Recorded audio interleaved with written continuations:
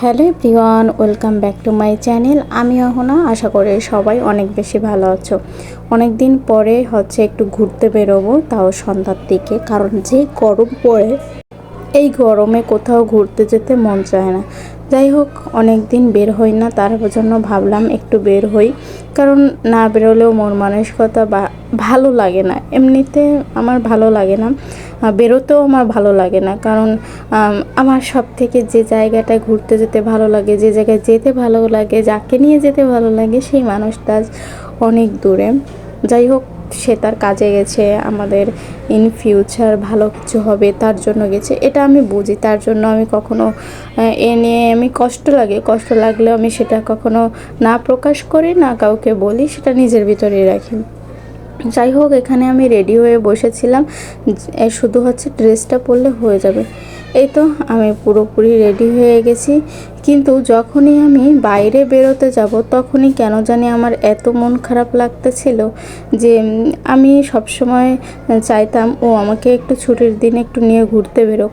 আমাদের মাঝে মাঝে এই ঝামেলাগুলো হইতো যে তুমি আমাকে নিয়ে একটু ঘুরতে চলো। তাই যাই হোক, চন্দ্রিমা উদ্যানে বা জিয়া উদ্যানে চলে আসলাম আজকে সন্ধ্যায়। শুক্রবার, অনেক মানুষ, এত মানুষ, চারিপাশে শুধু মানুষ আর মানুষ।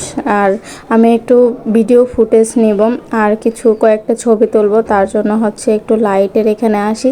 এখানেই বসেছিলাম মিনিমাম আধা ঘন্টা। আমরা জিয়া উদ্যানে ছিলাম, তারপর আবার বাইরে চলে গেছিলাম। আমি একা যাইনি, আমার সাথে আমার একটা ফ্রেন্ড ছিল, রিজন। ও ছাড়া আমার ওরকম ক্লোজ কোনো ফ্রেন্ড নেই যাকে নিয়ে আমি বেরোবো। বান্ধবী থাকা দূরের কথা, ঠিক আছে। আমি আমার ব্যাচের একমাত্র একটা মেয়ে, আর কোনো মেয়েদেরতে নেই আমাদের ক্লাসে, তাই আমার কোনো মেয়ে বান্ধবী নেই। তা একজন একটা কমেন্টস করেছিল যে তুমি শুধু ছেলেদের সাথে মিশো, কেন মেয়ে বান্ধবী নেই? না, আমার ক্লাসে কোনো মেয়ে বান্ধবী নেই। আমাদের ডিপার্টমেন্টে এখন আপাতত 3টা মেয়ে আছে। 3টা মেয়ে আমি এতে, আরেকটা মেয়ে আছে, 2টা মেয়ে আছে বিতে। তো বিতে ও বেশি একটা আসে না, এ যেতে আছে, সে একটু আসা যাওয়া করে। তো ওখানে আমরা বসেছিলাম, বসে বসে ঝালমুড়ি খাচ্ছিলাম আর কিছু কিছু ভিডিও ক্লিপ এখানে বসে নিচ্ছিলাম। কারণ আশেপাশে অনেক মানুষ ছিল, তো মানুষের ভিডিও করলে আবার যদি পরে ঝামেলা হয় কোনো, তার জন্য আমি আমার নিজের ভিডিওটা নিচ্ছিলাম। এখন আমি অনেক সাবধানে চলাফেরা করি, কারণ যেহেতু ও নেই। আমি জানি যে ও যেখানেই থাকতো আমার কোনো প্রবলেম হলো ও ছেবলি আমাকে উদ্ধার করতো, কিন্তু এখন তো ও নেই। এখনও পারবে, কিন্তু অনেক দূরের প্রসেসিংয়ের একটা কাজ। সব থেকে ওয়াকওয়ার্ড বিষয় আমার এই ভয়েস দিতে গেলে এত হামি পায়, আমি বলে বোঝাতে পারবো না। ভয়েস দিতে যে কতবার যে স্টপ করা লাগে, এটা বলে বোঝাতে পারবো না।